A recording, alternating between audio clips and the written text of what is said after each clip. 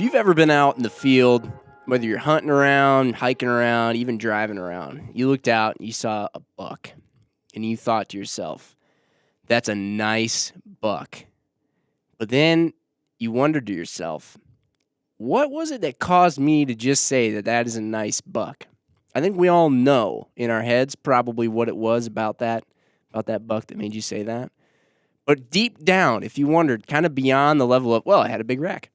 If you wondered, all right, how did that become the qualification for a nice buck? And this is the podcast for you. We've, Mark, we should probably stop having a lot of conversations prior to podcasts because naturally I think we've done this a fair amount of times where we say, well, we were talking about this just before the podcast and darn it, we weren't hitting record. We didn't have the headsets on. Well, this could kind of go in a number of different directions, really. We don't have a set direction just yet. I mean, but that's kind of the idea for this. We're talking about the thought process around deer, these days and how it's evolved and hunters' thoughts around deer and how that's evolved over time and where we're at now. Yeah. Is it good? Is it bad? Is it neither? Is it normal? Yeah. So I think, how'd this all end up starting out? Deer naming. Deer naming? Yep. Explain deer naming for those not familiar. Because deer naming could sound really strange to somebody who's not a deer hunter. We were talking about what our thoughts were about naming deer. And like deer hunters, whitetail hunters, predominantly whitetail hunters, are the group that they'll have a deer that they may or may not have years of so-called history with that deer. Quotation marks. Air quotes. And history is through sightings, trail cameras, encounters. Maybe they find a shed, and then over the years, that deer now is devil brows, or it has a name. Right. So it's acquired. Like humans have given it, a name. Yeah, giving it a name, and then you kill it. Oftentimes based on a specific attribute. Yep. Which helps qualify, or if Eric and I are communicating about a specific deer, which neither of us I think are lucky enough to have really cool properties that we can manage and ultimately name deer. But and so I'd be like, oh yeah, the split G2 buck or picket fence or Houdini. Right. Wide load. Can we agree that most of the characteristics that people are naming them off of is the rack? Yeah, well, yes and no. What would you say, yes and no? I'd say oftentimes, and again, not saying right, wrong, otherwise. I mean, there's a lot of thoughts and feelings and interpretations, that revolve around where I think we'll get there, today, naming deer trophy hunting. But oftentimes deer, or folks will name a deer just a regular name too. True. Yeah. True. Yeah, and it's now it's to usually differentiate that deer from other deer that you see in the trail cams, things like that. But why are you trying to differentiate the deer? What's the whole point? So trail cams get put out in spots, obviously, to kind of see what the deer activity is when you're not there. Yep. And then ideally help you set up for a potential. Yeah, they give you the intel that goes into your hunt and factors into your decision to sit this spot versus this spot, pursue this deer versus this deer. Right. Just know what is in the area or on your property. Mm-hmm. So, but what's the whole deal behind people like following deer throughout their lifetime, starting to gather this name? That's kind of what we're trying to get at. I don't even know definitively. I'll tell you right now, I don't think we have the answer as to why people do this. Is it right? Is it wrong? We're just going to be talking about it. But what do you think it is that all of a sudden causes people to start? This is something they're going to kill, that they have the intention of killing, at least. Yep. And they start watching it. They start it almost becomes, it's like a pet in a weird way. And their vendetta is to kill it. Yeah, and so and again, right now we're coming at this. I got 7 years of history with my dog Hank, and I think it's about time. 2019's going to be his year. Kaboom! so look at the rabbits, George. Jeez, you guys made me lose my train of thought here. But but it's really interesting. It's kind of like a pet in some ways, but you're like raising it, right? I mean, I'd say you're managing your property and manipulating it in a fashion to Sometimes avoiding contact with it in order to avoiding contact. You have to not pressure it and get it off, land that you have either own or have permission to hunt. And then along with that, I mean, you're trying to provide optimal conditions for a deer to, I'd say specifically more a buck, but also you're providing, an environment for does to be extremely healthy as well, but to reach its, again, air quotes, full potential. Yeah. Mhm. And part of that full potential is allowing that through selective harvest, I guess, Yeah. to allowing that deer to get older and thus Larger antler. bigger. Yep. Yeah. Bigger antlers. Now, the reason that I'm kind of bringing it up the way I'm bringing it up is because I think I mentioned this just a bit ago. But to a non-hunter, that's kind of weird. I think it would seem super weird. Yeah. And part of this conversation revolves around the fact that, as hunters, are we doing ourselves favors by doing some of these things, or how can we explain it in a way that doesn't make it sound weird, or what? Actually, Which I think that's probably more the key. right, Yeah. right. I do find it interesting though, and this kind of goes. I might just be totally switching gears. I don't know, but I do find it interesting though how hunting, especially deer and bucks and stuff like that, has become a lot about kind of like a numbers game. It's kind of like, well, quite literally, you hear score Yeah. and things of that nature. And that, I think it's demonized quite a bit in the public eye, where people say, that you don't have respect for the animal, you're just looking for these numbers, big numbers, right? Yeah. Yeah, the value of that animal to you or anybody else is defined by that number, which denotes, how big was what was on top of its head. Yeah. Right. And I find it interesting because I don't want to act like people have never in the past been interested in how big an animal that they took was. I wouldn't even doubt it. I'm no historian, but you could go all the way back to the dawn of man, probably. Yeah. And there's something about a bigger animal or something like that. If you take it down, it's this feat. Well, it's funny, and I was gonna. That's something I've thought about a lot. Is so for me personally, right? Since I was a young kid, my dad hunted. I was into hunting, but I've always been, and I don't consider myself. I even hate the word like a trophy hunter, right? But I've also, and I guess I didn't grow up in a family where a lot of emphasis was put on, the size of the antlers. Heck, I grew up hunting blacktails. I mean, if we saw a 2-point, that was a pretty big deal, right? We got a 2-point here. Yeah. Is that what this is? Yeah, it's Sitka blacktail. 2-point in front of us on the table for those watching on YouTube. That's what I would call a 2-point. Yeah. Yep. Do some people call that a 4-point? Midwest. Yeah. Whitetail. That's a 4-point. Okay, gotcha. Anyway, 2x2, west of the Mississippi. Yep. East of the Mississippi. random side note. Apologies. Carry on. But my point is, though, I've always been captivated by horns and antlers, and I guess that probably is big and small, right?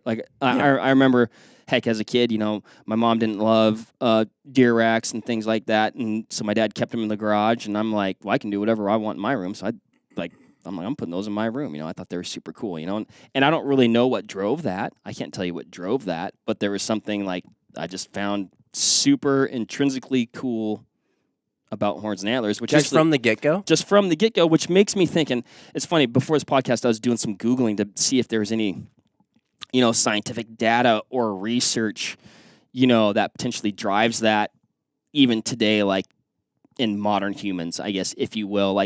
You look at the function of, gosh, I'm totally sidetracking, but I kind of like it. This is great. You look at the function that antlers on a deer serve for the deer, right? Yep. Uses it to fight, denotes maturity. Can depending on the species, or heck, maybe a lot of them, mate selection, right?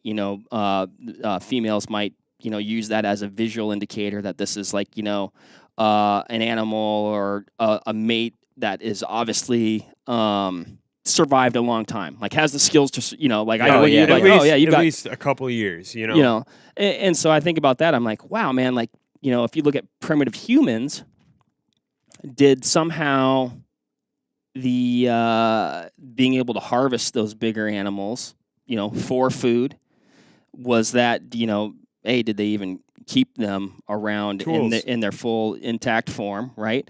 Or did bigger horns mean I've got more tools? Right. Doesn't mean I'm actually a superior hunter because I can harvest these bigger, older age class things, which is actually going to help me get an optimal mate, right? Being a provider, right? Yeah. Does that denote that I'm a superior provider, that I killed, a big 6-point bull elk versus, and I don't have the answer. Like, and it's funny, like I was in my minimal Google searching, I guess I didn't find anything supporting that hypothesis, but I'd be curious to know if there's any, merit to it or if it holds any water. It seems to be something that's kind of hardwired into the DNA. Because like you said, just from the get-go, you were doing that. Now, the one thing that I'll say, this is something that we just kind of chatted about earlier, but so like me, when I didn't grow up with any entity in my life that got me into hunting. Like, there wasn't a person when I was growing up that was, telling me to go hunt or taking me hunting. There wasn't some hunting dog that I was really close with. There wasn't some place that I particularly went to. There wasn't like some of these physical, symbolic things that some people have. And now, getting into hunting, now that I'm a little older, and having it pretty much be mostly like a my decision kind of thing. Right. Like I would be, all right, I'm going to say this right off the bat, and then it's like I before E except after E, but neighbor in way and whatever. C. Yeah. Or C, or I before E except after E, is that what I said? Yeah. Oh, yeah. Well, C, except neighbor in way. Blah, blah, blah. So there's always exceptions. But like, in my head, I feel like if I went out to go hunting, the size of the rack, truly, and I mean this deep, not even just trying to like be antagonistic to people who think this way or whatever, like just the way that I think, like it wouldn't matter to me. Okay. But, okay, here comes the neighbor in way. Okay. If there was 2 bucks I was just about to ask this question. standing there, right there, just both plain as day, equally easy broadside shot, and one was bigger than the other, dude, I would take the bigger one. You know which one you're shooting. And I don't, like, it seems so obvious, like, you would present that situation to any hunter out there. And I can't think of any hunter that would say, oh, yeah, I'd take the smaller one. Mm-hmm. If we're assuming that they're basically exactly the same, and it's not like the big one has CWD or something like that. Right. But which you could actually argue, like, if you somehow knew that, which you're not going to know Right. that unless it's like totally visibly sick. Well, it has probably better off larger chance of potentially having CWD. Take it out. Let's say you're in a state that's not as affected, right? Yeah. And you just think that it's so obvious. It's so like, oh yeah, you don't even have to like.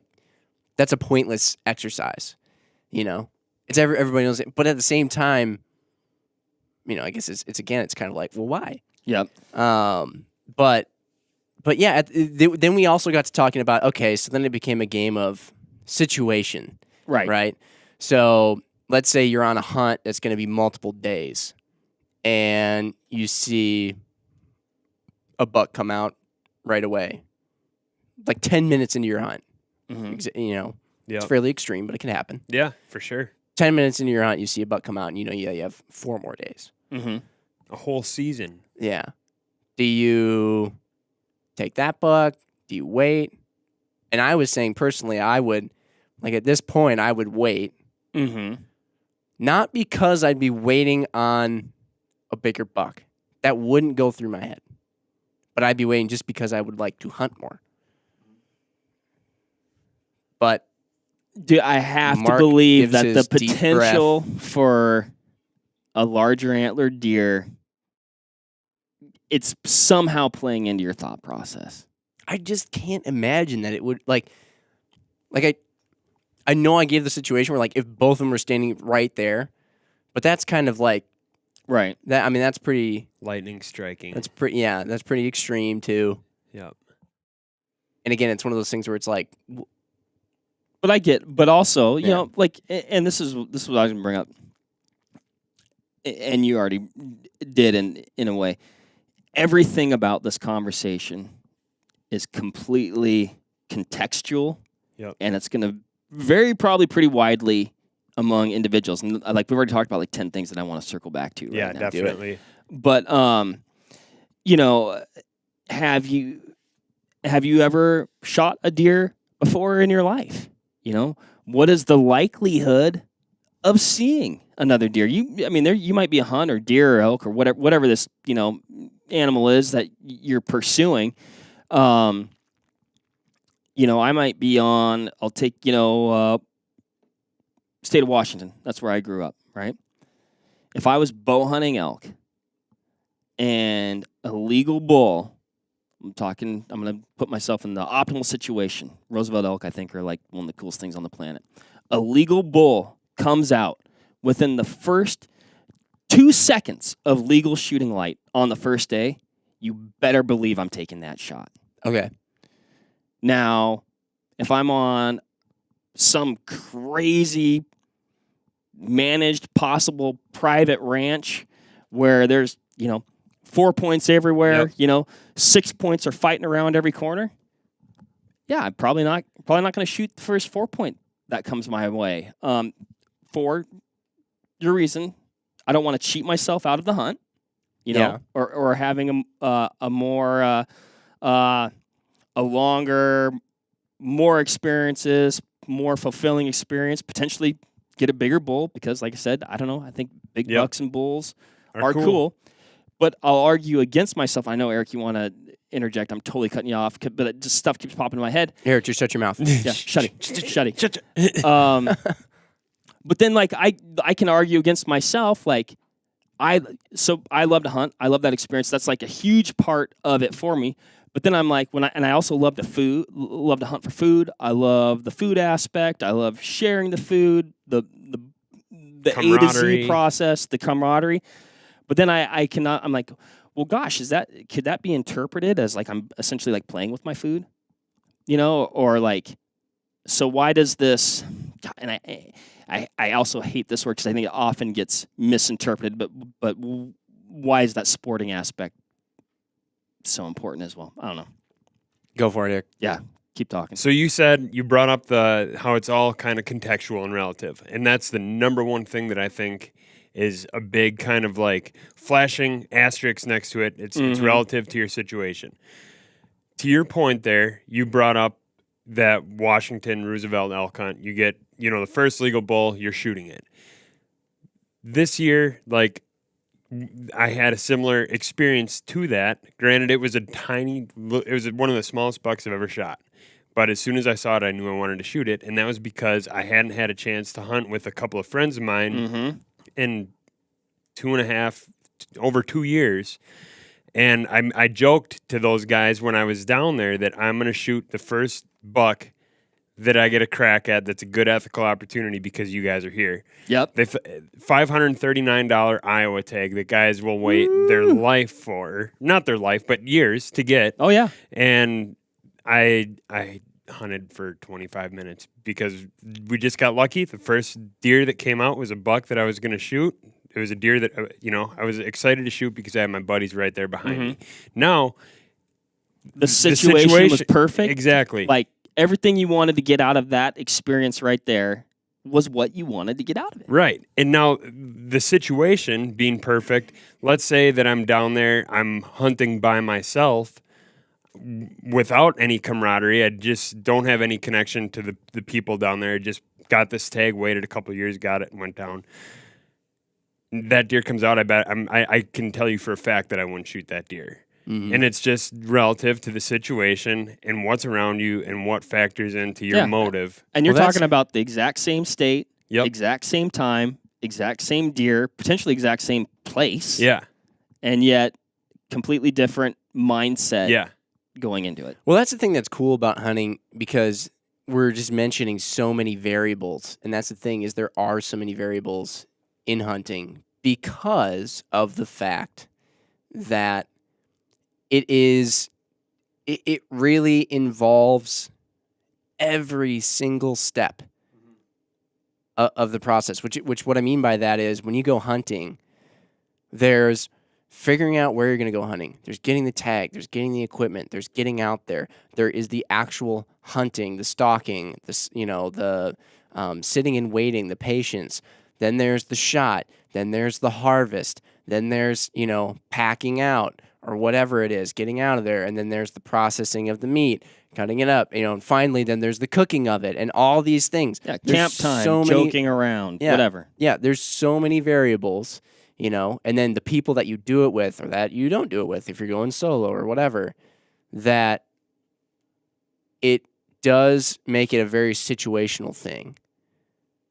But yeah, no, it did get me wondering, like, if there's something to be said about the fact I'm open to the fact that right now, and Mark, maybe the reason it's hard for you to believe is because you've been hunting far longer than I have, and you did kind of have this different, like, you grew up in it. Mm-hmm. Like right now, I just feel like the actual act of hunting is up there, is my priority. Mm-hmm. Whereas the size of the deer, the whatever, the rack is not. But I'm open to the fact that someday maybe that size or whatever will start to nag on me a little bit and I'll start to want, I just don't know because I think a lot of times it's easy for people to start, like for example, we went out to Nebraska. Mm-hmm. We shot a buck. I shot that one. It's not a massive buck. I don't even know. Truthfully, I don't even know what size it was. I don't know. It wasn't huge, but it was like, I was cool that I liked it. That's awesome, dude. Yeah, that was all I cared about. Yeah.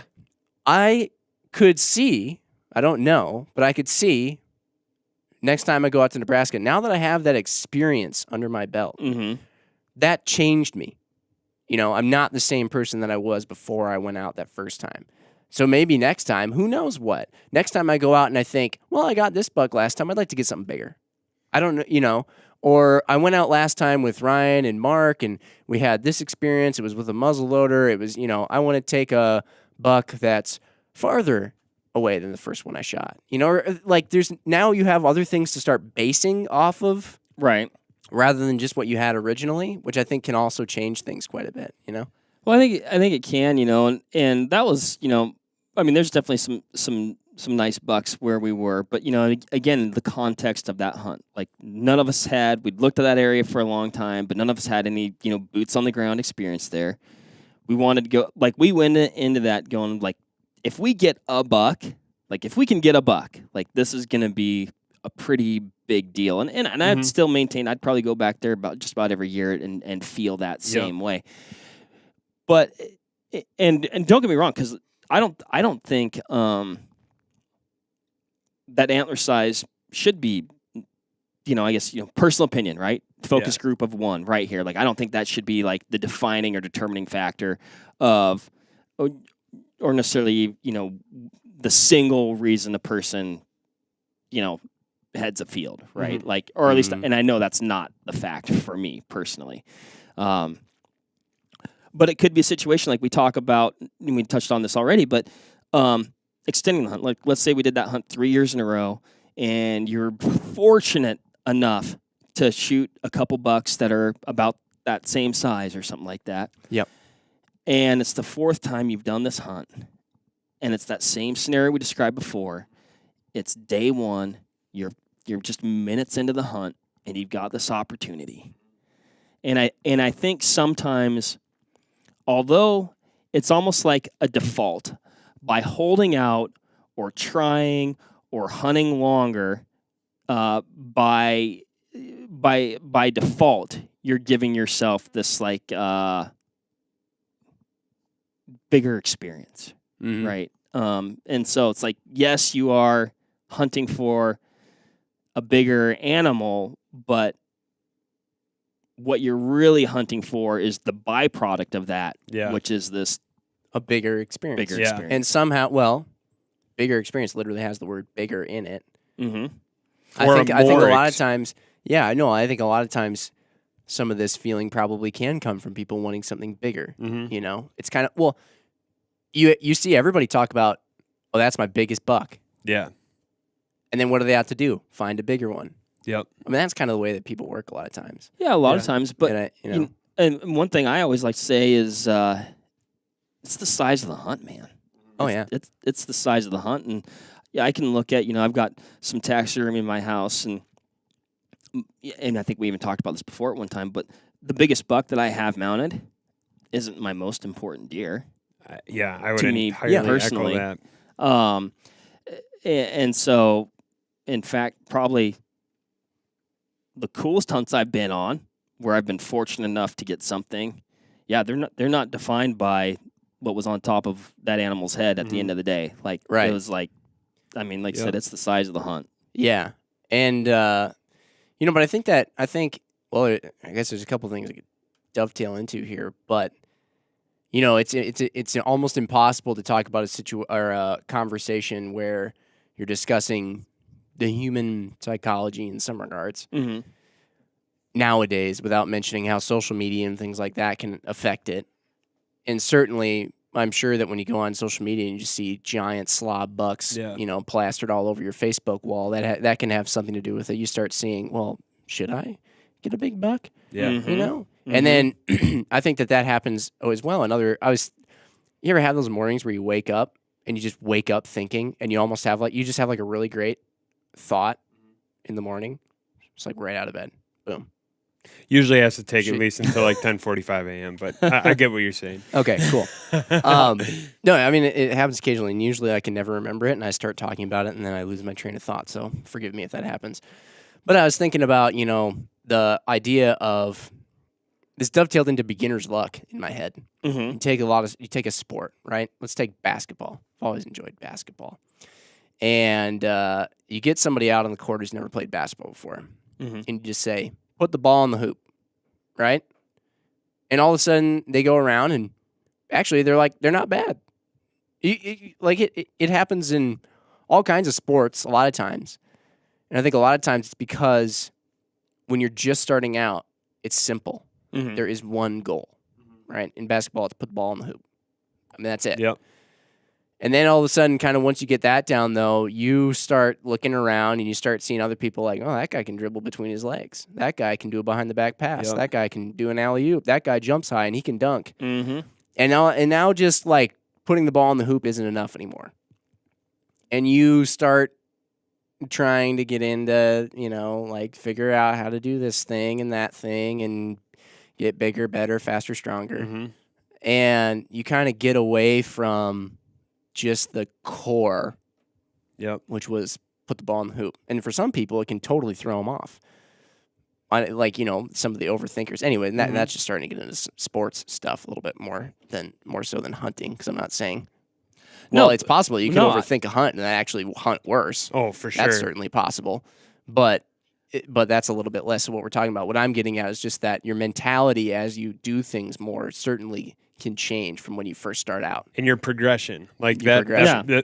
There's a definitive progression as a hunter. Like, I'm a firm believer in that. Like, when someone starts hunting, whether that's, 12 years old, whether that's 20 years old or whatever, like, there is a progression there. And I think for a lot of people, it's natural, like the sports analogy. It's natural to whether it's sports or hunting, you're always exposed to that like mainstream media. And in this case, the mainstream hunting media, like, you start watching and consuming some of the stuff out there, and you might have shot in your first buck, and you're happy and excited about that, and you haven't been consuming some of the content that's out there, but now you're more interested which in can it. present a pretty false picture of reality. So now you're interested in hunting. Now you start reading magazines and watching shows and the whole 9 yards. Now you're realizing that your buck is, this compared to whatever you're seeing on TV is this, and big antlers. Now all of a sudden you start to get like, and this is, I think, where the hunting mainstream media has its kind of downfalls, is like it portrays this almost not a false reality, because it's certainly attainable, but it can almost have a negative effect on new hunters. It can have a negative effect on new hunters. It can also have a negative effect on non-hunters. Mm-hmm. Like when we got back from Nebraska, I remember showing the picture of the deer to my in-laws who don't hunt, and they were like, "Oh, it's just a little guy." And I remember like that was the first thing they said, and you're like, "What?" It struck me like it didn't bother me. I don't care, if they whatever. Again, like I said, it didn't bother me what size it was, But then I remember thinking to myself, like, I wonder, like, they've never hunted. I wonder where all of a sudden it just became a thing where it was like, oh, it needs to be big. I wish you would have asked, like... I know I should have, Yeah. right? But it was one of those things where it's like it's not the like- holidays, don't cause not tension. not like you're mad or anything. Be like, just because it's like you said, particularly coming from a person who doesn't hunt, it's a curious comment. Unless their comment was they just thought it was cute, or that's something highly like possible. that. Yeah. Which I don't know, deer are pretty damn cute. But Jim, I want to go back to like your sports analogy there, because or whatever activity a person is interested in. Uh-huh. I think there's a natural desire to get better at it. Yes. Right? Whether it's basketball, like, oh man, throwing that ball in the hoop was a thrill. Like I said, oh man, yeah, I want to figure out how to do that behind the back. Like you want to figure it out. Like you want to learn. You want to get better. And I think there's definitely parallels with that in hunting, and not that plenty of giants get shot off the road, right? But I'd say for a person to be to consistently take older age class animals, they've probably developed a pretty darn good hunting skill set over time to be able to do that. And because you're hunting more mature, smarter deer that have gotten smart by avoiding predators for a longer lifespan. And also to do that, you're probably not taking the first opportunity that presents itself, and therefore giving yourself more time afield and more opportunities to learn, the animals, the country, animal behavior, patterns, everything everything that a person might want to learn, So I think there's just that natural, and I think that's innate, right? Like if you like something and you want to get better at it, like you work harder at it. Yeah. No, you bring up an excellent point. I think one of the interesting things too about, I guess, and now we're I don't know, it's like ping pong, switching gears here back and forth. I think it's because it's so complex. No, like it just dovetails into like all these little intricate things, and it's like in some ways I'm a trophy hunter. In some ways I'm the exact opposite of a trophy hunter, and I think it just goes back to that contextual thing. I was going to bring this up. We got an email from someone. It was a teacher locally, and obviously I won't say any names or anything like that, but their third grader wrote us a letter, actually, in their class. It was part of a project. And they were, this third grader, actually, I was very impressed at the third grader's critical thinking skills. It was very well thought out. This third grader went so far as to do a poll in their entire class about people's feelings on hunting, and talk to all their friends and things like that. And they were very adamantly opposed to hunting. And the thing that I found interesting was that a lot of the reasoning behind this third grader being opposed to hunting were actually things that I also think, or that I've also thought. And he or she, I'm not sure, brings up, oh gosh, let's see, where was it? People hunting, let's see. Oh gosh, I should have read this out a little bit at a time. People trespassing. I just saw that, and trespassing in order to hunt. Somebody apparently came up to this young person's family's home and asked if they could hunt on their land, and I guess they said no, and the person ended up hunting their land anyway, which I don't agree with. Which I think totally like a negative thing, Bad the wrong apple. thing to do, bad apple, but also not limited. Not, I feel like, here, let me sit here and shoot holes in a third grader's argument. That actually, I agree. The fact that this, young person took the time to do this and present arguments in such a Yeah, and mostly the reason why I'm stumbling through this trying to find this is because I was looking for maybe like an exact quote. But essentially, I probably won't find it here on the podcast just in time. But essentially what they were getting at was, they don't like, they've seen a hunter trespass in order to shoot a deer. And, everyone's minds can go crazy wondering why. Maybe they saw a giant buck back there. Who knows what? But either way, that gave a bad experience to this person. And then also they bring up the fact that some people shoot deer, don't eat it, and they just go for the head. And that's certainly something I think that we all disagree with here. Mm-hmm. So I'll say yes and no, though, right? Like that meat is being utilized by a person who is in need of meat and protein. So ultimately, it's doing a good thing. Wait, what? Well, when you said, like, if somebody shoots a deer and they donate the meat, right? Oh, no, Like- no. I said they don't eat. Oh, I'm sorry. Hey, don't Oh, eat. I thought you said donate. Oh, no. Gosh, no. I was like, man, like, I mean... Oh, no, that's just some mispronunciation or a lack of enunciation. Apologies. No, they don't eat the meat. They just take the head. I was like, man, I gave a bunch of deer meat to a family that needed it the other day. No, absolutely. I think that's amazing. I felt pretty good about it. I think you did that very politically correct. I gotta say, I was like, I think that's something we all disagree with. And you're like, well, it's just if I were you, I'd be over there like, hey, F off. Yeah. Well done. A way to keep your cool on the cast. But no, they don't eat and they just go for antlers. Which I think that's something that, again, is one of those things that gets demonized probably. You see one situation out of a bazillion. Right. I was going to where say... one person took the antlers and didn't eat the meat, and all of a sudden it hits CNN and Fox and national news, and everybody thinks that every hunter out there is Right. just going for big antlers and stuff. Well, and also, like, is that the extreme minority? Yes. And then here's another thing. Is that illegal? Yes. Yep. True. So then that person is That's a good point, actually. that breaking you the bring up. law. Yeah. That's a good point. You shouldn't drink and drive either. Right. Exactly. But and then here's another interesting thing that this was repeated in here, and I wanted to try and think of what they're getting at, and I think that when I first say this, you'll probably think, well, yeah, but also anyway. So it was repeated that this third grader did not like the fact that people hunt for fun. Mm-hmm. They hunt just for fun, and I remember reading that, and I was thinking to myself, like, well, I do hunt for fun.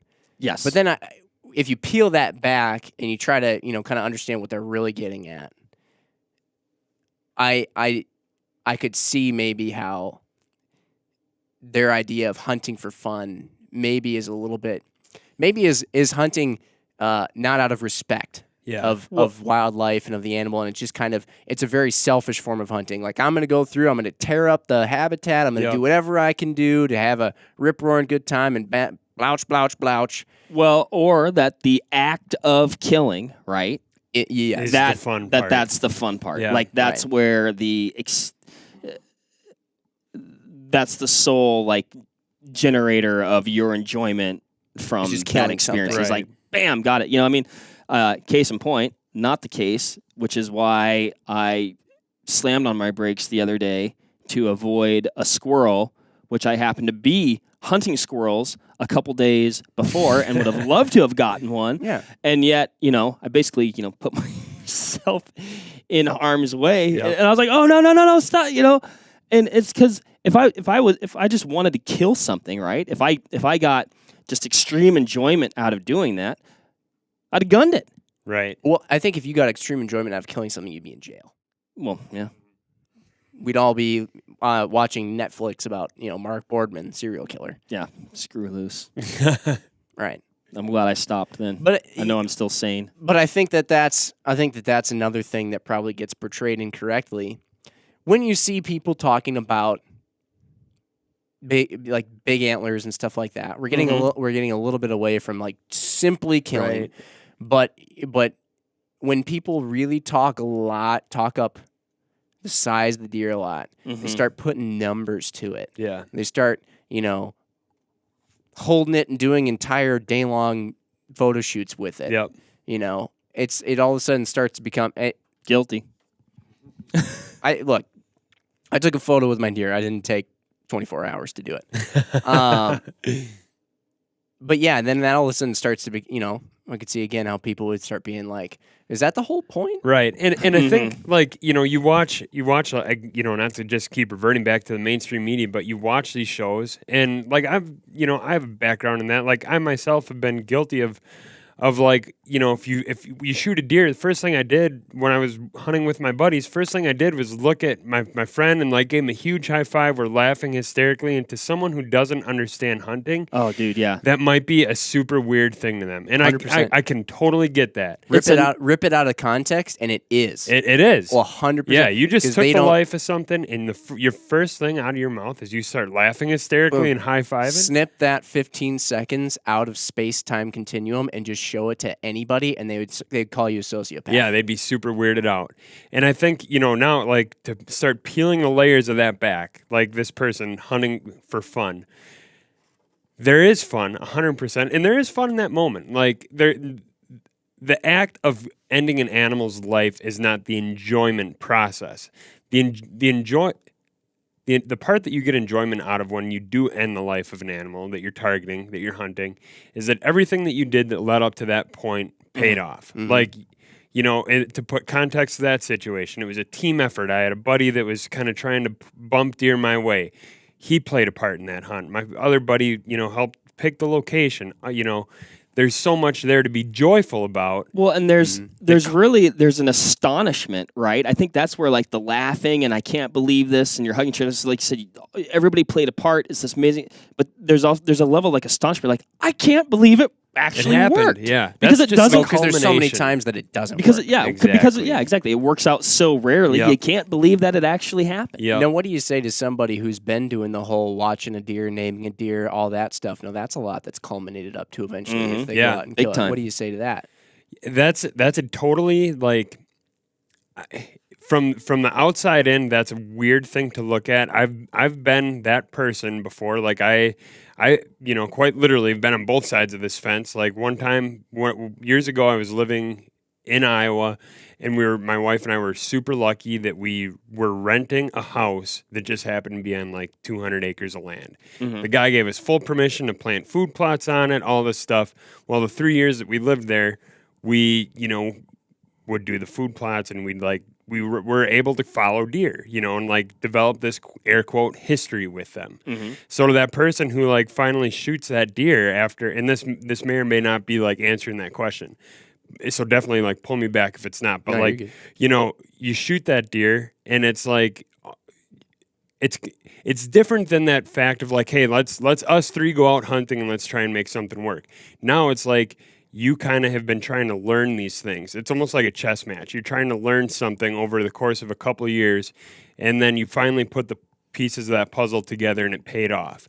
And that's exciting and rewarding in a way that is different than just going out and like shooting a deer. If that makes sense. So I see both sides, but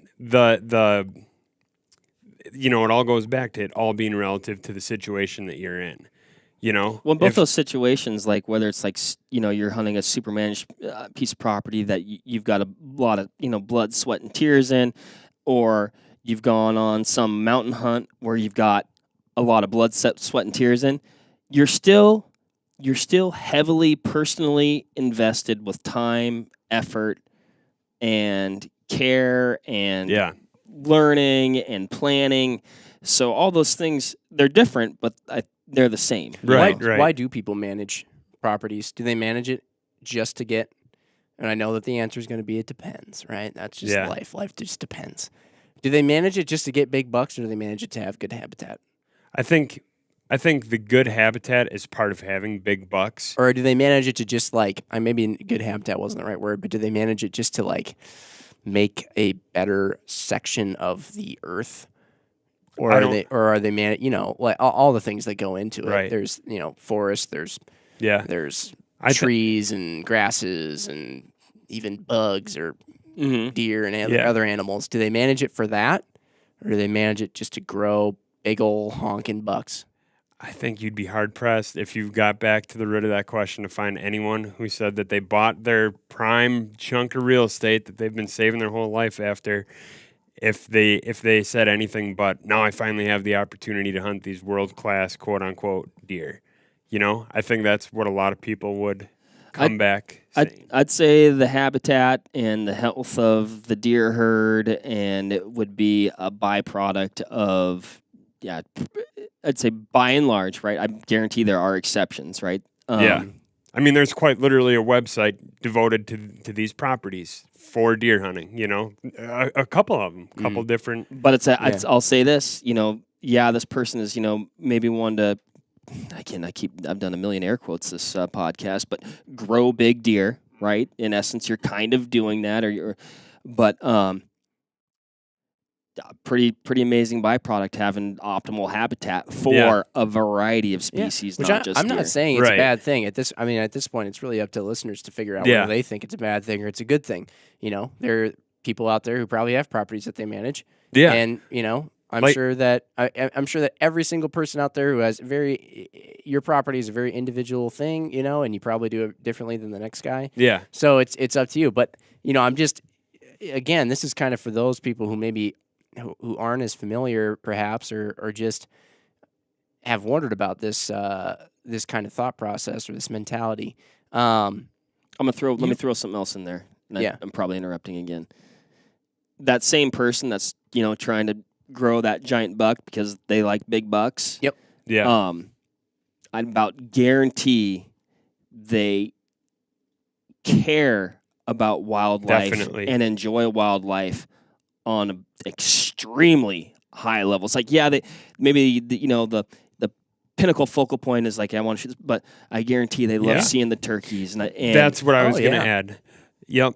You get this opportunity to, an example that I had is we were renting this house that was on this land, and there was the back end of a field that was just unfarmed.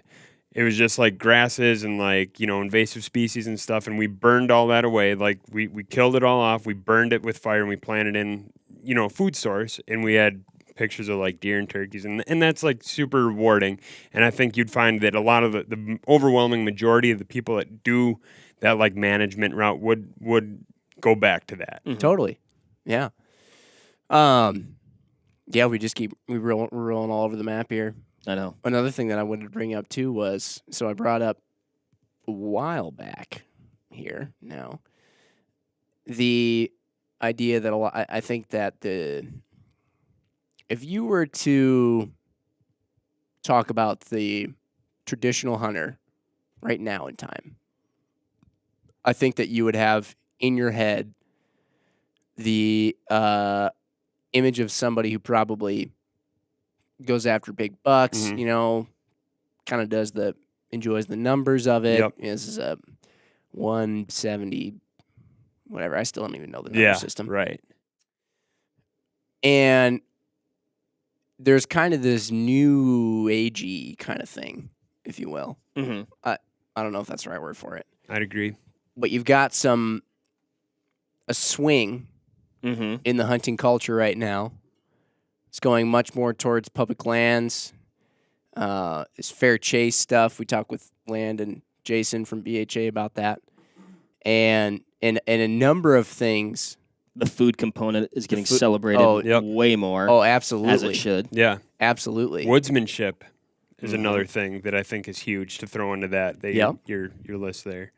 And that it's interesting because that's almost looked at as like this. It's a little bit. It can tend to be a little controversial sometimes. It's kind of newer. A lot of younger people are very interested in this, but really, actually, it's very old. Yeah, old is the new.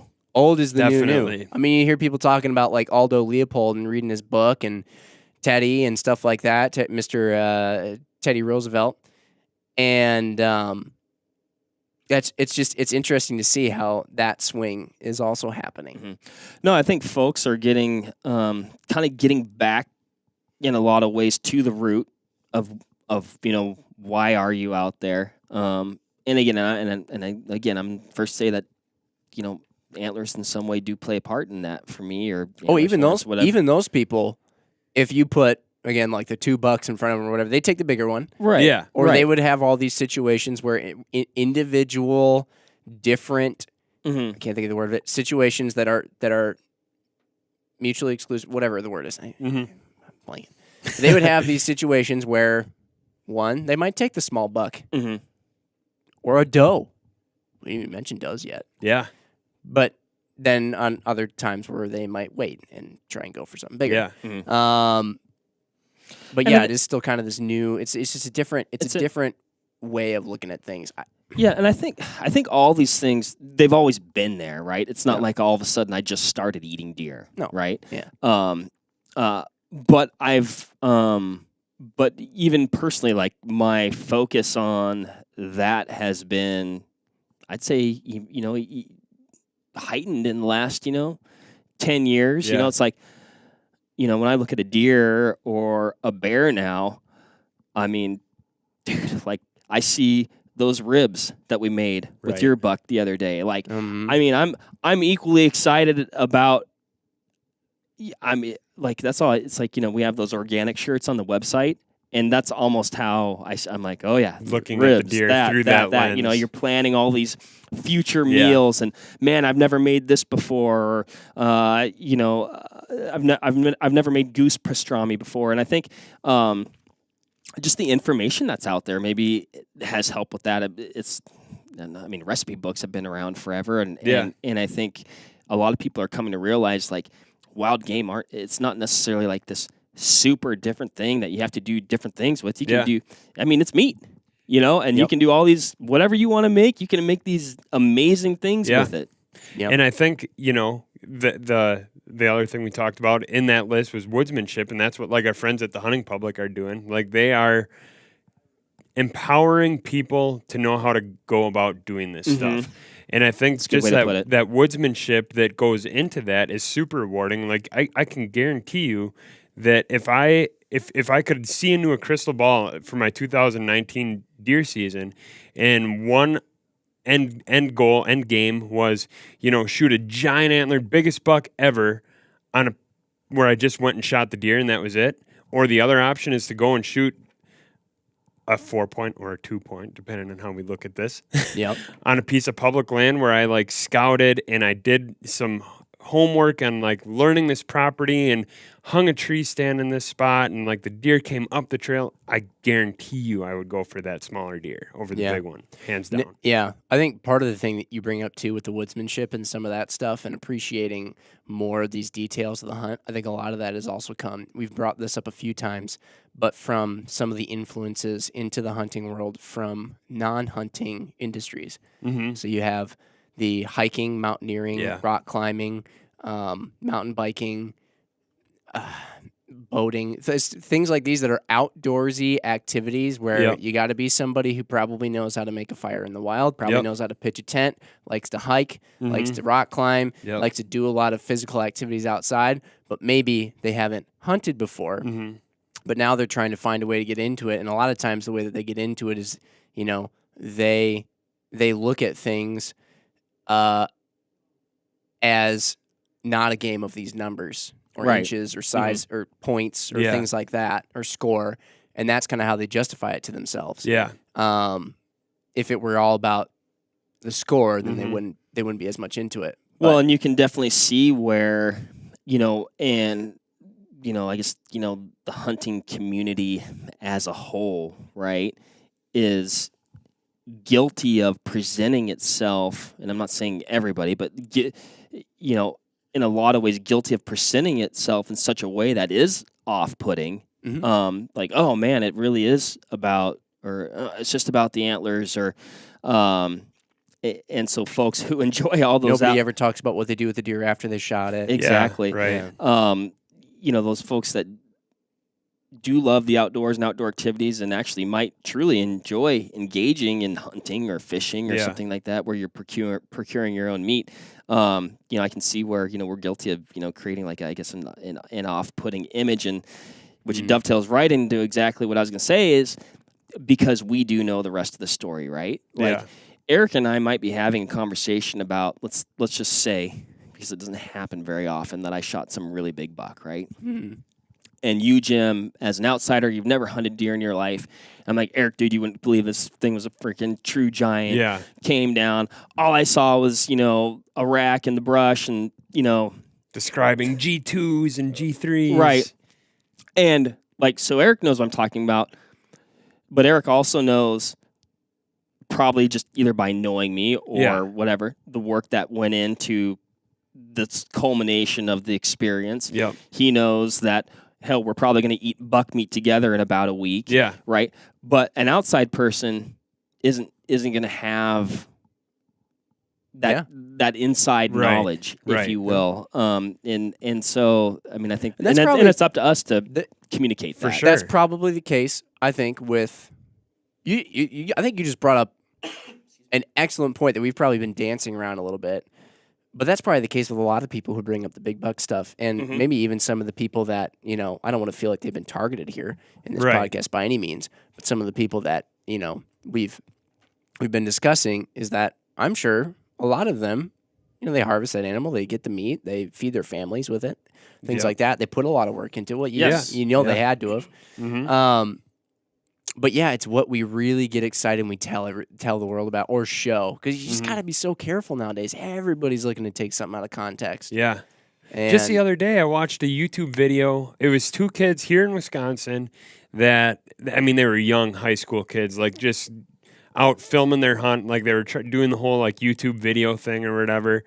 And they shot this buck, and you could tell they were just elated because they're watching and consuming a lot of this like media that's out there, and they finally were part of that. Like they took the tactics that they had learned from people, put them into play, and it worked for them. And they were so excited about that. And they shot this deer, and they talked a lot about those tactics and whatnot. And they were showing the antlers and stuff. And I just about guarantee that those kids ate that deer and were super stoked about it, but they failed to show in the video any part of like gutting it, processing it, turning it into raw food form. And the very first comment was, "Did you eat it?" Yeah. Right. And that's but you and me would just we just assume that's exactly. happening. You would assume, yeah. And I'd be 99.9999. That is exactly what happened. Yeah. Right. Exactly. And and you gotta But understand. if you don't know, you don't know. You gotta understand again that as thinking from the eyes of an outsider, if all we ever do is talk about big bucks, big antlers, big racks, points, scores, numbers, people are gonna start thinking that's weird. Yeah. I mean, it is weird. Yep. You killed an animal that you've hunted, and you just named it. You start, you name it. Just it. Like I really hope that people can understand. We're not we're not targeting people who do this so much as just asking that you just think of what it looks like to other people. Because especially nowadays, stuff gets shared so much. It's like you posted on something, I only have 100 friends, only 100 people can see it. Well, there's a share button. Yeah. And then that person has 100 friends, and then and it's just, that's how it all goes around. Exactly. One thing, Eric, that you brought up, we were talking about just some of these off-putting things to other people. Yes. MC Ryan flashed an hour at me, but this seems like a good conversation, so we're going to keep it going for a little bit. So THP guys, right? They hunt a lot of public, and public land hunting is a thing that you see very, very widespread in social media and other places nowadays, especially coming from some of those what I was calling new age. Even though actually a lot of public land hunting and things like that is a very old kind of concept. And I think I'd have to imagine they've probably shot a buck or two that somebody had history with, somebody else had history with. And so that or is Eric like a month ago. Yep. Yeah. What is again, for somebody who's not as familiar, what's the deal with what's like the faux pas around shooting a buck? You go out on public land that butts up to private. Yep. You're hunting around, and you shoot a buck. Man, super exciting. Yeah. And you go out there or whatever, and then later on, you go through the whole process. Maybe later on you post a picture. Hey, this really cool thing, and somebody else goes, "Oh, that's Georgie." Yeah. I've had history with that buck for a long time. Yep. What is that? What happened there? What's the whole story behind, or I guess what's the whole thing behind that? That literally did happen to me 2 months ago, to almost to the day. Was it your buck, or did you shoot somebody else's? I shot somebody else's buck. I forget what its name was. Which is a weird way to talk about it too. Yeah.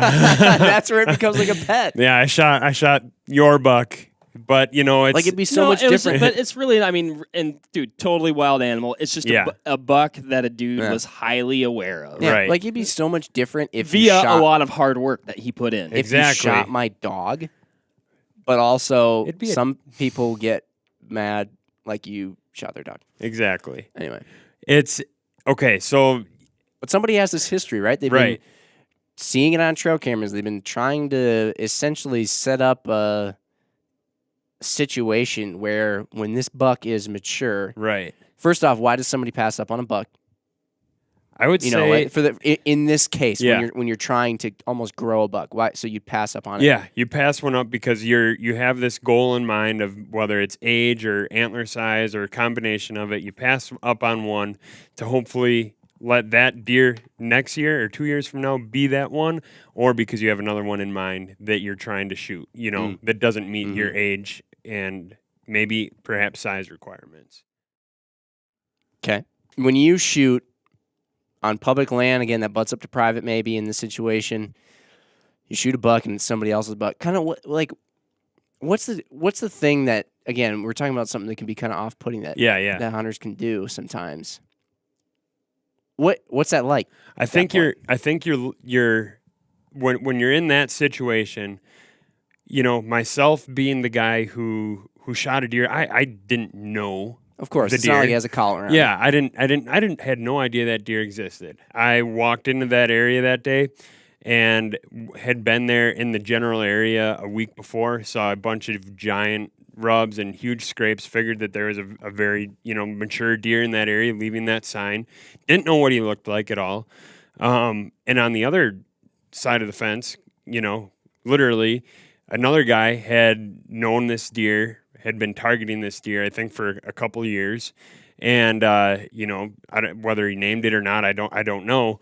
But that the day that I killed him, that deer just happened to walk into my life. That my history, if you want to call it that, with that deer lasted maybe 30 seconds. I looked up the ridge, there he was. 30 seconds later, I let the arrow go, and he was dead at the bottom of the ditch.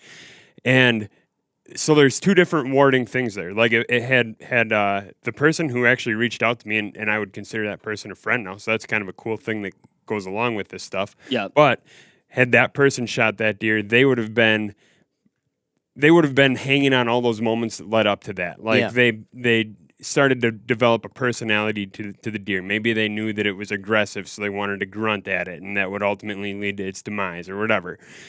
For me, the things that led up to that were, reading sign, reading topography. Not that this person wasn't doing that too, but it's just a totally different step Well, you're process. venturing into a place that you're not overly familiar with, which has its own excitement to it, right? Yep. Some people have the excitement of seeing something develop over a long period of time. Some people have the excitement of, I've never been here before, I got to figure it out. Right. So... And that's the... Well, and that guy was probably just further along figuring it out path. Yep. He had him. He Until Slinging Rick showed up Yeah. and started slinging. Slinging Rick. I mean, after talking to the guy, because we've had several conversations, on multiple different days about this stuff since then, and it really has that. Honestly, is a total side note. When he didn't get pissed at you, did he? No, honestly, Well, that's it's good. super cool. Like, actually, here in the next few weeks, he's going to come over. We're going to have a couple beers, talk hunting stories or whatever, and a friendship has been cultivated over this, Right. and I think that is super cool. That is. I mean, talk about another really amazing thing that's come out of It's not like you went deer hunting to make a friend. Right. But oftentimes, again, we talk about byproducts. Like that's an amazing byproduct of this super cool experience. Exactly. Now you guys you have a commonality between that deer, that place. Potentially you'll hunt other places together at some point in time. Yeah. Or you guys, maybe you just share this one spot and, Exactly. Share information, what you learned. I don't know. It's Right. And I think that's what's really like kind of important to keep in mind if you ever find yourself in that situation. Like if you're the person that does, you have a deer in mind that you want to shoot and all of a sudden someone else shoots it, be thoroughly excited for that person because like if that if the shoe's on the other foot, you're going to hope that people are excited for you too. Yeah. So You got to understand that they're wild animals. Yeah. It can happen. yes, exactly. I- A barbed wire fence is nothing to a deer. It is not. Well, and talk about it being on the other shoe. When I was in Colorado with the Hush guys, we were hunting public land, and there was a spot on private land that bordered public that a really nice buck was hanging out on. And talk about naming deer, which I don't often do it, but we'd been watching this deer for a while. We'd seen lots of deer, and we were calling him the tall G2 buck because he had really tall G2s, right? Yeah. And that was just like a kind of a defining attribute, Yeah. But Weird, Mark. I know, totally. And you don't catch me doing that very often, by the way. Excuse me. So we'd seen this buck multiple times, put a couple plans together, made a stalk on him at one point in time, and we're probably about 100, 150 yards away. And he was probably about 100, 150 yards onto the private. There was another hunter across the way. You could tell that he was watching the same deer. Everybody's kind of waiting for the deer to make a mistake. There was a lot of hunters in the area, and he was pretty visible if you had good optics. And that's not even just a plug. You needed good optics to find this guy.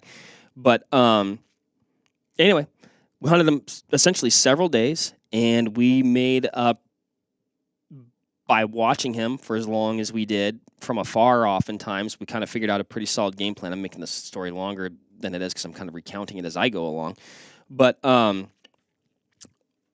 final day, we're like, yep, we think we saw him the night before. We made a plan to go there in the morning. We kept bumping into deer. It doesn't take that long for a deer to go a couple miles in that country. So every time we bumped into some deer, we wanted to be careful that he wasn't with that group of deer. And we eventually made our way over to where we were ultimately trying to get to. And we found him. And there were 3 other dudes dressing him out and getting them broke down. Sorry, I need to drink some of this water that I got in front of me. But the other cool thing is, we had a decent hike out of there, and we got to those guys made it to their truck before we did, and on the 2-track stopped and gave us a ride out. So we actually got to ride out with the out in the bed of the pickup in the bed of the pickup with the tall G2 buck. But dude, so pumped for those guys, man. I mean, they were out there doing the same thing we were, and they got him, and that was really cool. He's a beautiful buck, and they get to enjoy that meat, and they were cool enough to give us a ride out. That's awesome. And we actually, I'd met one of the guys before at some of the trade shows. Oh, nice. So it was like being kind of interesting. It was cool. The valet for a guy's car who's taking your old girlfriend out. Yeah, on a date. So we finally did get to see that buck up close, and dude, like I said, like zero malice. Yeah, at all. That's cool. That is really cool. That's good. But anyway, I mean, would I've rather been in Eric's shoes? Yeah, but yeah. Well, that's kind of most of the conversation. I mean, we'll go on to last calls here, and other things might come up. Did we want to talk about? Be careful of how people describe deer. That's the one last thing that I really wanted to talk about. Let's make it a last call. I'm gonna have 2 last calls as per usual. Then, as per usual, I wouldn't expect any different from you, Mark. Yes, it's pretty standard. So, well, Eric, I mean, since you brought it up, but I definitely want to bring up the term that I probably don't care for the most. Yeah. So, do you want to go? I'll let you go first because Okay. I have a different one. No, than you do. go. Okay.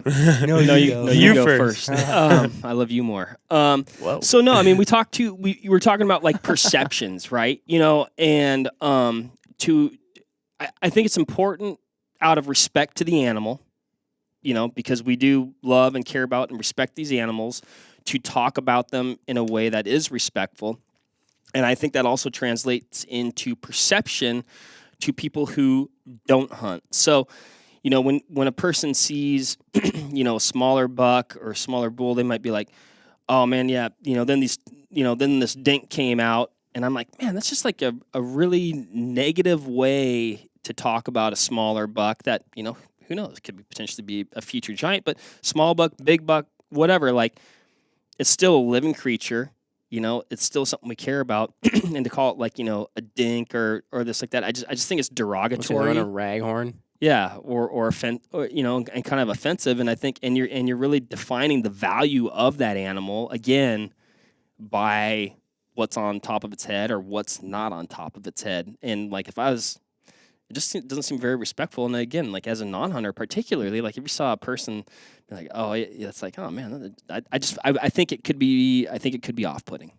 Yeah, it is off-putting. It straight up is. Yeah. Eric, what were you gonna say? So years ago, my dad, his friend that we hunted on his land, just so happened to be land that was like center locked in the middle of this big, highly managed area. And we were just lucky enough to be there. Like he bought this land 30 years before this area is what it is today. So when he purchased this property back 30 years ago, he had no intentions of shooting quote unquote trophy animals. Like he bought it because he liked the area, he liked the town, he liked the people up there, and just so happened that, he was able to find a piece of property for sale. Long story short, over the years, this area has turned into what is now kind of sought after as like a trophy area for white-tailed deer. And at the time, like I was 12 years old, I had no idea what a trophy deer was. I knew that there were big deer and that there were medium and small deer. But anyways, we were cutting firewood in the peak of the rut one day, scaring all of the deer everywhere. And this That's neighbor, the guy that's always cutting firewood when I'm trying to hunt. Okay. Exactly.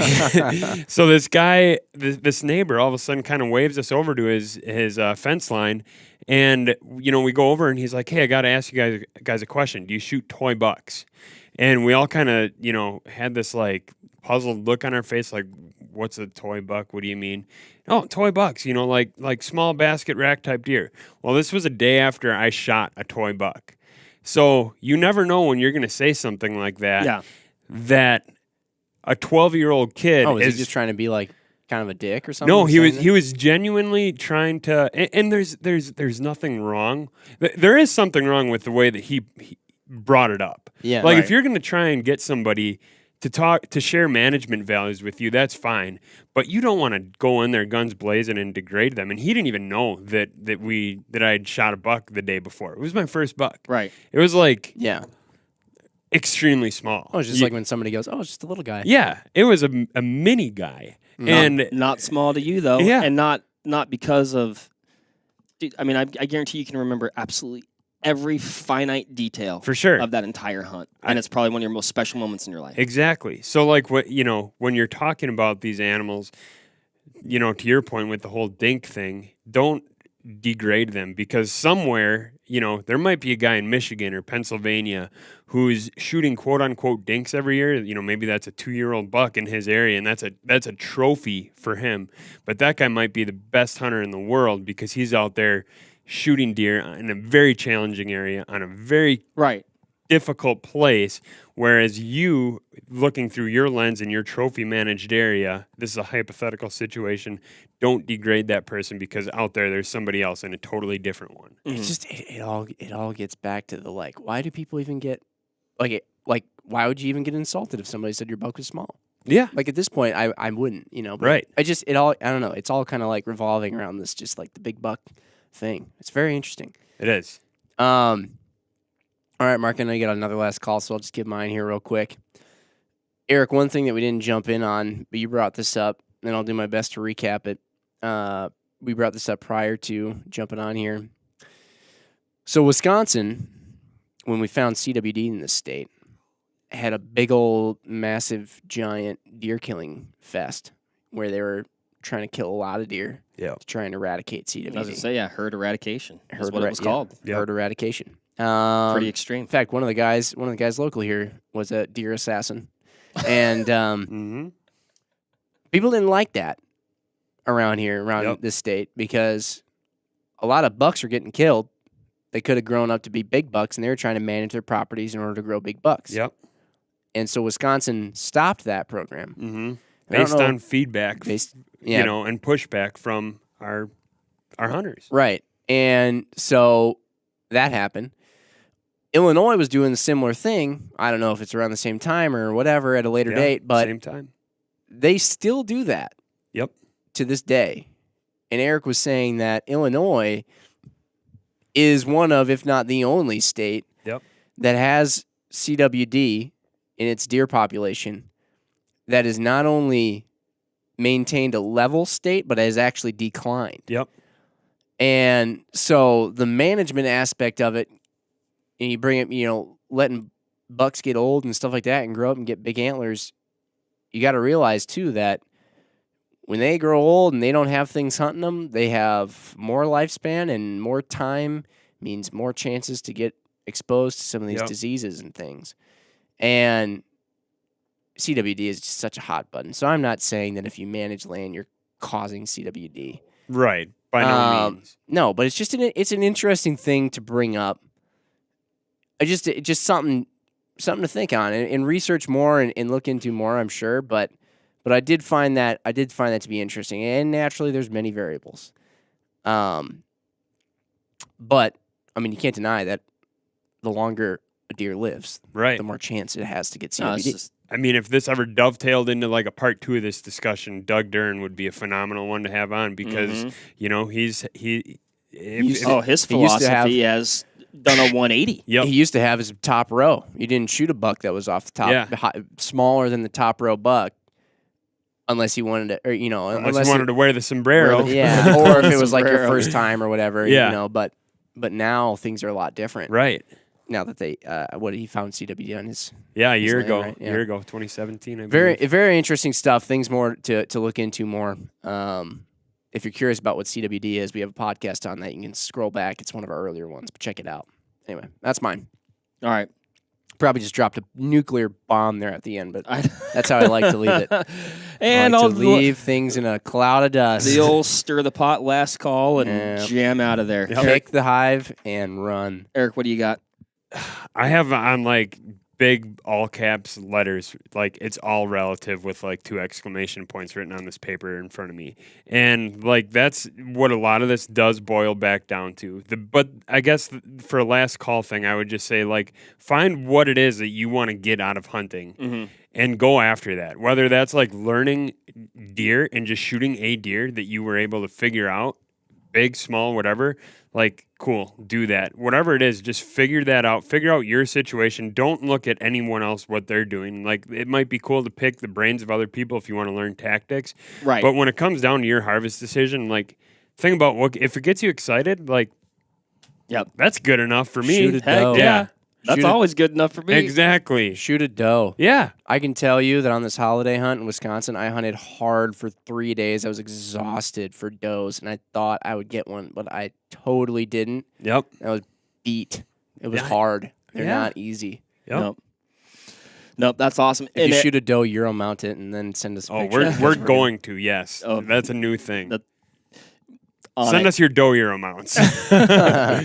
But Eric, what you said really was a lot of what I was going to say, and I heard a quote one time, and I don't recall who said it, but it just really stuck with me, and it was comparison is the thief of joy, and that I think that applies to all aspects of your life. You know, you might think you live in just the most fantastic house in the world, and you probably do, but you look across the street and you're like, oh, well, Nancy has a much bigger house. That's keeping up with the Joneses right there. My house that was fine before now isn't fine. You know, now this house that you loved and enjoyed isn't good enough anymore, right? And I think that, man, I just think that translates over to really all aspects of our life, like I said, and including deer. You know, if you shoot a fork buck or 2-point, Mm-hmm.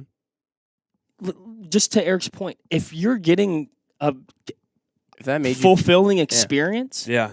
that's all that matters. Yep. That is truly all that matters. And hunting means different things to different people, and people are looking to get different things out of it. But don't let I guess don't let what somebody else is getting out of it, or maybe they shot a quote bigger buck, define how you feel about what you're doing. Yeah, we got into that even in the classifieds hunter episode. Yeah. Right. Mm-hmm. You don't have to have, as nice as it is, the Sitka, the Kuiu, the First Light, the super expensive lightweight gear that Dave. I'm saying that it's great stuff, and you should check it out. But I'm not saying that you have to. You don't have to. You can hit up the classifieds, and you can still go hunting. You can still be out there. And if you compare yourself, you'll think, oh, man, I will never be able to afford anything and never go hunting. That's what I'm saying. Shoot a classifieds buck. Kuiu, Sitka, First Light, we love you guys. You guys make great stuff. Mark just had like a heart attack because he thought that I want people to be comfortable. They'll stay in the field longer, have a more fulfilling experience. Shoot a classifieds buck. All right, do it. Classifieds buck. I like that. We're signing out. MC Ryan told me that we went over time. No, I make MC Ryan seem kind of like he's a hard ass, but he's actually not. He's just sitting here very patiently. Walk softly but carry a big stick. That's kind of like his motto, He keeps us on track. if he ever said a motto. Yeah. All right. Bye. Bye. All right, that'll wrap it up for this episode of the Vortex Nation podcast. Thanks, everybody, for listening.